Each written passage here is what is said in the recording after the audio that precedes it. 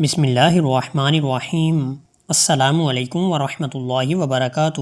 گاؤں کی پرانی گلی کے کچے مکان میں زینب بی بی رہتی تھی۔ زندگی کے کئی طوفان دیکھ چکی تھی۔ شوہر کی جوانی میں ہی موت ہو گئی تھی۔ پیچھے 3 چھوٹے بچے رہ گئے تھے۔ اس دن کے بعد زینب بی بی کے کاندھوں پر ایک ایسا بوجھ آ گیا تھا جسے اٹھانے کے لیے شاید 100 آدمیوں کی ہمت بھی کم پڑتی۔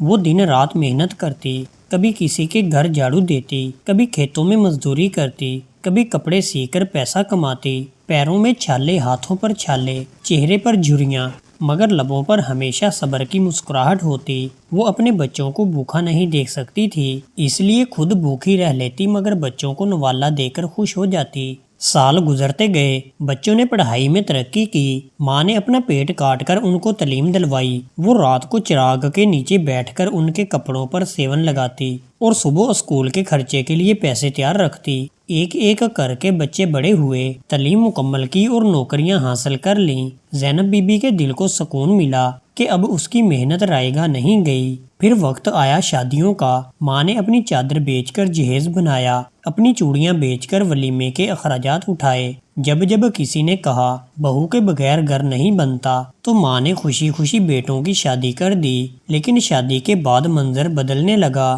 پہلے بیٹے نے کہا، اماں بیوی کہتی ہے کہ چھوٹے گھر میں سب نہیں رہ سکتے، آپ کچھ دن چھوٹے بھائی کے پاس رہ لیں۔ ماں نے کچھ نہیں کہا، دل میں ہلکی سی کسک ہوئی مگر خاموشی اختیار کی۔ بیٹے کی خوشی میں اپنی تنہائی قبول کر لی۔ کچھ دن چھوٹے بیٹے کے پاس گزرتے تو وہاں بھی یہی بہانہ سامنے آتا، اماں بیوی کو تنہائی پسند ہے، آپ تیسرے بھائی کے پاس چلی جائیں۔ یوں زینب بی بی ایک گھر سے دوسرے گھر تک مہمان بن گئی۔ وہی ماں جس نے دن رات ایک کر کے ان کو پالا تھا، اب اپنے ہی گھروں میں اجنبی بن گئی۔ آخرکار ایک دن سب بیٹوں نے بیٹھ کر فیصلہ کیا کہ اماں کو الگ رہنے دیا جائے۔ ہر بیٹے نے کچھ پیسے دینے کی ذمہ داری لے لی تاکہ اماں کی ضروریات پوری ہو سکے۔ جب زینب بی بی کو یہ بات پتہ چلی تو اس کے آنسو تھم نہ سکے۔ اس نے کہا، میں نے تمہیں کبھی پیٹ بھر کر کھلایا، کبھی تمہاری تعلیم کے لیے اپنی بھوک برداشت کی، تمہیں اپنی نیند قربان کر کے پروان چڑھایا، تمہاری ایک ایک ضرورت پوری کی،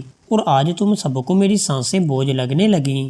بیٹے سر جھکا کر خاموش کھڑے تھے مگر کسی میں ہمت نہ تھی کہ اپنی ماں کو دل سے گلے لگا سکیں۔ زینب بی بی اس دن اپنے کمرے میں دیر تک روتی رہی۔ اس نے بستر پر بیٹھ کر اللہ سے دعا کی، یا اللہ، میں اپنے ماں باپ کی خدمت نہ کر سکی، تو نے مجھے 3 بیٹے دیے تاکہ بڑھاپے کا سہارا ہوں، مگر یہ بھی مجھے بوجھ سمجھنے لگے۔ یا اللہ، مجھے صبر دے اور میری اولاد کو ہدایت دے۔ اگلے دن گاؤں والوں نے دیکھا کہ زینب بی بی دروازے کے سامنے چارپائی پر خاموش پڑی ہے۔ اس کے چہرے پر ایک عجیب سکون تھا، جیسے ساری تکلیفیں ختم ہو گئی ہوں۔ اس کی سانسیں بند ہو چکی تھیں۔ جب جنازہ اٹھا تو پورا گاؤں آنسو بہا رہا تھا مگر وہ تینوں بیٹے جن کی خاطر اس نے اپنی جوانی کھپا دی تھی، زمین پر نظریں جھکائے کھڑے تھے۔ شاید ان کو پہلی بار احساس ہوا تھا کہ ماں بوجھ نہیں دعا ہوتی ہے، ماں بوجھ نہیں جنت ہوتی ہے۔ اللہ تعالیٰ سے دعا ہے کہ اللہ تعالیٰ ہمیں اپنے ماں باپ کی قدر کرنے کی توفیق عطا فرمائے۔